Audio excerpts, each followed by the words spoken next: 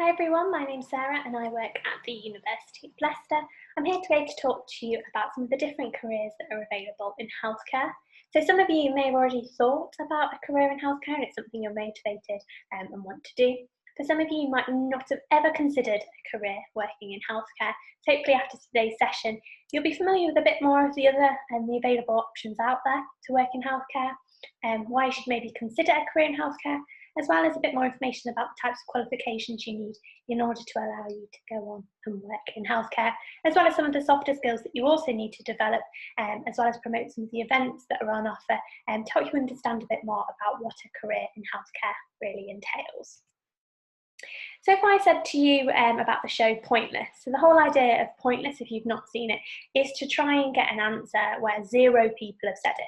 So if 100 people were asked what is a job in healthcare, what are the least likely is anyone going to say? So I'm just going to give you 10 seconds, just have a bit of a think about some jobs that you know in healthcare.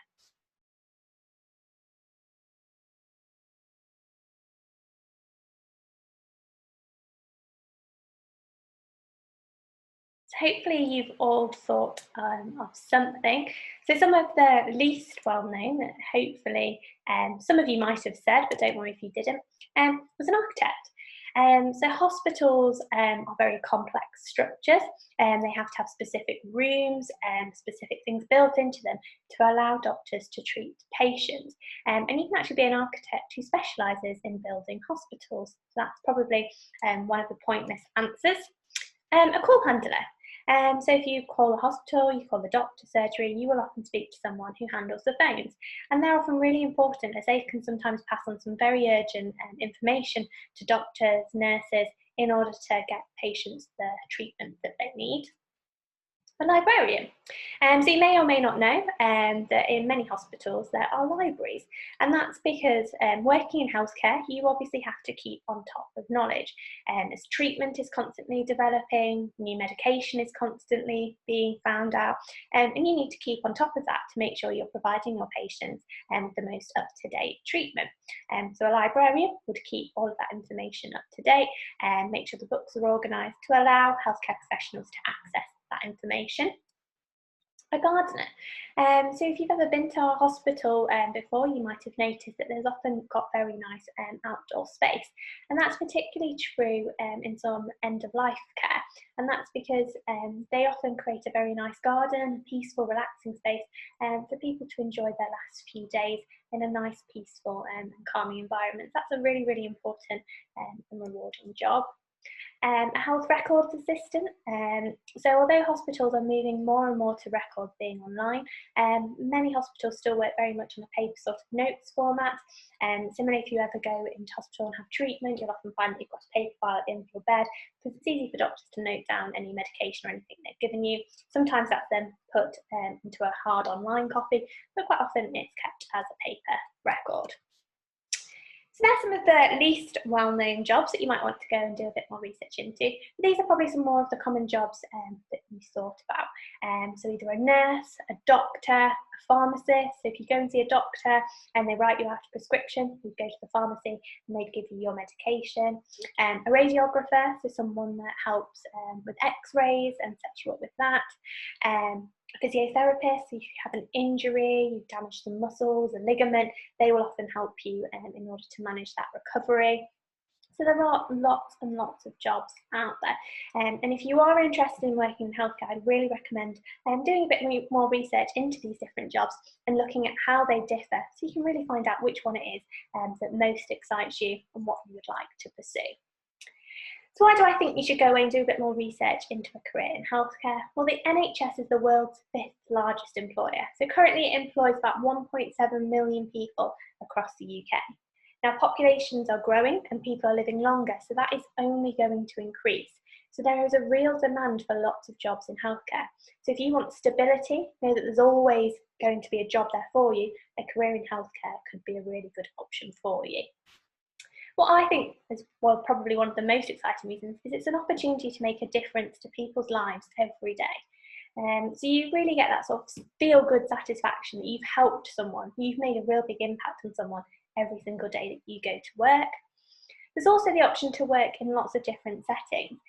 So it's not just hospitals, you could be in a doctor's surgery, you could be a community nurse, so out in the community, working in people's homes. So you've got a lot of flexibility to decide where you want to work and how you want to work. And I think the biggest thing is every day is different. So if you're worried about having a job where every day is going to be the same, you're going to present the same thing, that will never be the case working in healthcare, as every day is different, every patient is different. And as you've probably seen from the news recently, with the impact of COVID-19, lots of sort of information is changing daily. We're discovering more about the virus, how to treat it, and you're having to learn that and keep on top of that. So it's a really sort of challenging, but equally really rewarding, fast-paced environment. So if those are the types of things you're thinking that you want out of a job and out of a career, I really recommend doing a bit more research into some of the jobs I talked about earlier. So thinking about how you get into a career in healthcare, some of you might be thinking you're not too sure if university is the right career path for you, and that's absolutely fine if you are thinking about that, as there are lots of NHS apprenticeships out there. You'll probably find the information currently isn't as up to date as it should be, as they're quite busy dealing with COVID-19 at the moment, but you can sort of just Google NHS apprenticeships and there is lots of information on there. They're generally more sort of the sort of structural jobs in the NHS. So you can see there engineering, IT, management, chef, and there's lots of different sort of varying levels of NHS apprenticeships. So some are equivalent to GCSEs, some to A levels, and there are more and more coming up the equivalent of degree level apprenticeships.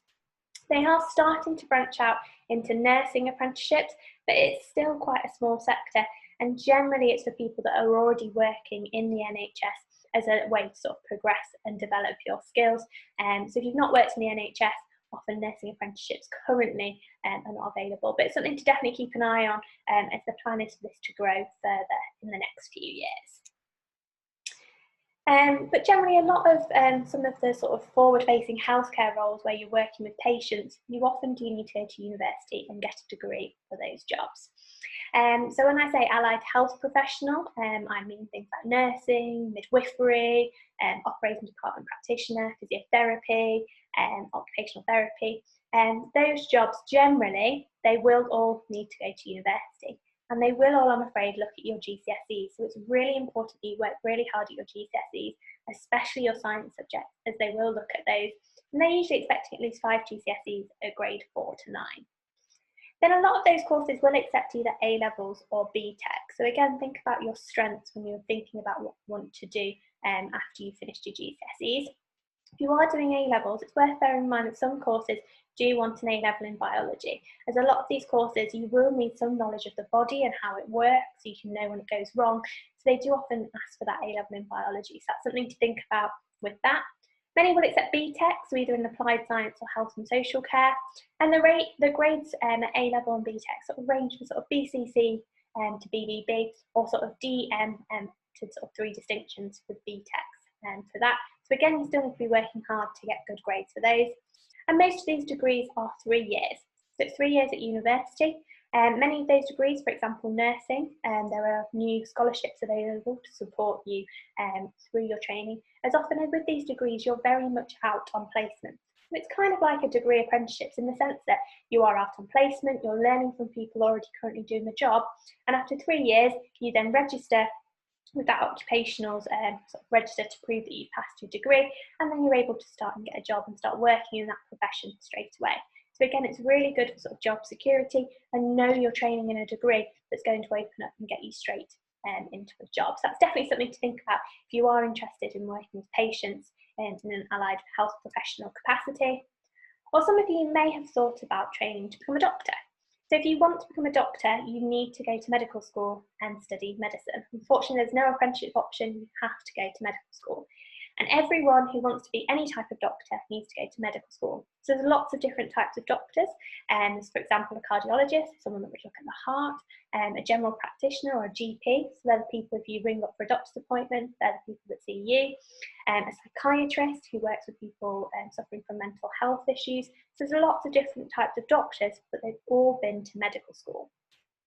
So for medical school, sort of the standard route into medical school they will look very closely at your GCSEs, and that's for all medical schools across the country. As a general rule, you need a minimum of a grade B or a 6 in English language, maths and 2 sciences. And then the minimum they'll be looking for is 3 A's at A level. And they often ask for 2 sciences. My advice would be do chemistry and biology to open up your choice of lots of different medical schools. But at Leicester, we ask for chemistry or biology and either one of chemistry, biology, physics, or psychology. So really make sure you are choosing the right subjects. And then for medical school, it's 5 or 6 years at university. So again, a bit like the allied health professional, you're still in lectures and learning sort of subject knowledge, but you are also out on placement, again, learning from people doing the job to expose you to all the different types of doctors to allow you to choose once you finish medical school and you start as a junior doctor, and that's when you start being paid, to start thinking about what type of doctor you want to train to be.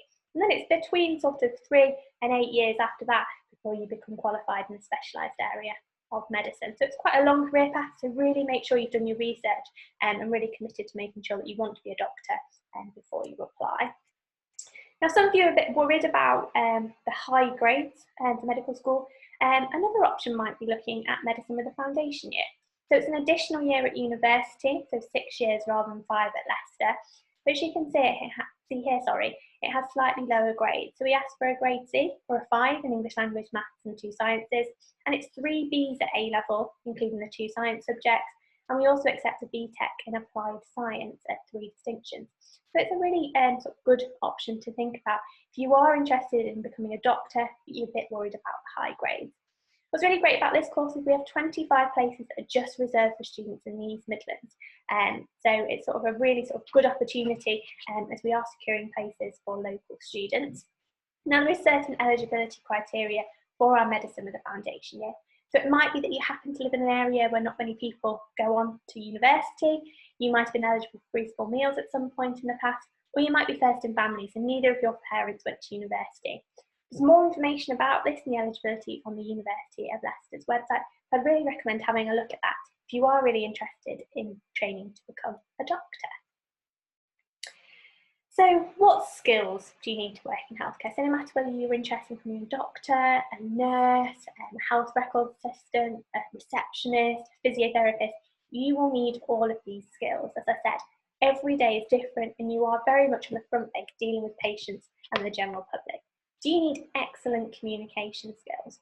Now, if you're thinking if you're a doctor or a nurse and you're having to explain a treatment or what's going wrong with someone's body, you've got to be able to explain that in a really simple but reassuring way.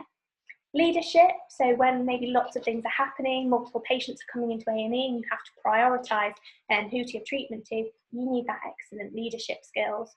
You also need resilience.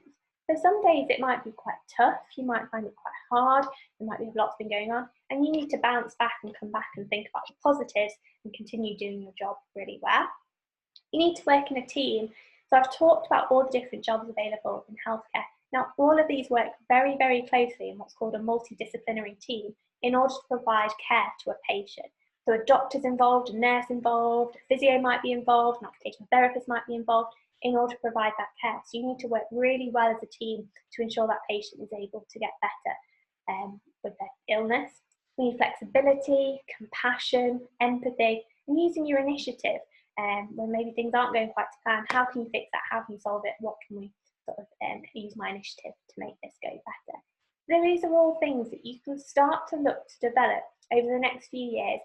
So when you apply to any of those courses, you've got lots of experiences to draw upon, as all of those courses will often interview in order to see if you're eligible to do the course.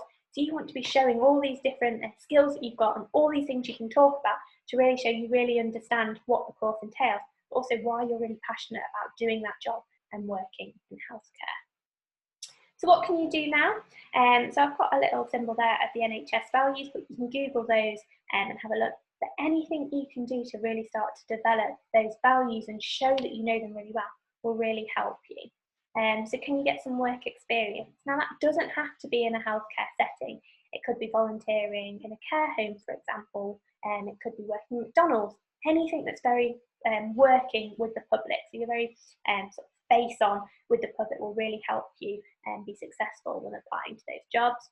Opportunities in schools, so things for leadership, whether it's prefect, sport captain, team leadership, anything like that, again, to really help you develop the leadership, and again, working with a team, which will help you interview.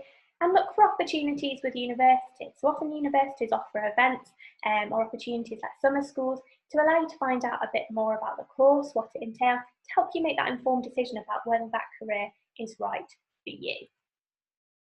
There's also lots of support. So as you enter year 12, there's lots of support from universities to help you, again, make sure you are choosing the right course. So at Leicester, we have two programmes, one called Access Leicester Medicine and one called Realising Opportunities. And they're both programmes that allow you to find out a bit more about careers in healthcare. And what's great about these, if you get onto these programmes, you can also be eligible for a 2-grade reduction. So rather than 3 A's for medicine, it might go down to ABB. So it's definitely worth looking at and bearing that in mind when you enter year 12, as these courses are really good for helping support you through the application process, but also finding out a bit more in more detail about the course. So again, you can make that informed choice for you. So if you are interested and want to find out a bit more information, I'd really recommend a website called Medicine Calling, which the address is there. They run lots of events around careers in mental health. There's also lots of information, some really cool videos on their website, which you can go and have a look at. There's also a website called Dr. You, which the website is there, which again has lots of videos. It talks through the application process and what you need to think about, the interview process. So again, it's a really good information sharing website. So I really recommend looking for that. And as I say, looking out for opportunities from universities, whether it's summer schools and days on campus, to really help you develop those skills, but also again, help you make that informed decision about whether a career in healthcare is for you. So if you've got any questions, please talk to your teachers, go away on their websites and do a bit more research, and hopefully we will see you at an event soon. Thanks for listening. Bye now.